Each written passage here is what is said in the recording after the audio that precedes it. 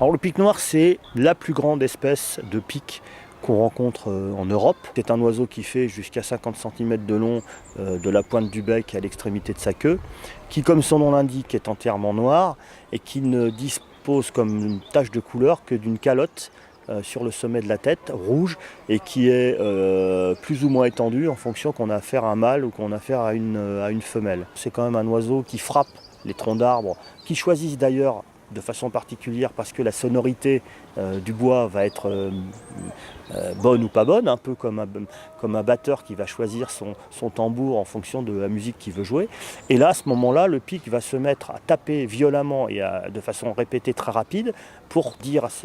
aux autres pics, attention, ne venez pas, c'est mon territoire, soit attirer une femelle. Et pour que le cerveau résiste à un tel choc sur les parois du crâne, le pic a inventé un système de suspension, c'est-à-dire qu'il y a des systèmes de muscles qui entourent le crâne et qui font qu'ils amortissent les chocs. C'est une espèce qu'on appelle ingénieur, c'est-à-dire que son travail bénéficie à beaucoup d'autres espèces, parce qu'il creuse chaque année une cavité de grande taille, qui peut faire jusqu'à 15-20 cm, même plus de diamètre, dans un arbre la plupart du temps sain, à l'intérieur duquel il va pondre ses œufs et élever ses jeunes. Et cette cavité, au fil des années, une fois que le pic l'aura déserté, va être utilisée par d'autres espèces, par exemple le pigeon colombin,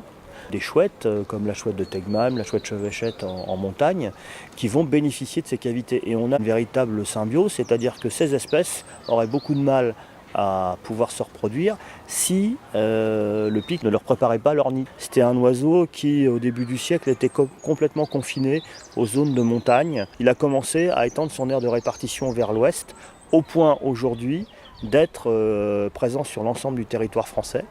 Et aujourd'hui, c'est une espèce qui est maintenant extrêmement répandue. Donc les choses peuvent aller vite, ce qui est à la fois un signe encourageant de capacité de reconquête de la nature pour peu qu'on lui en laisse les moyens.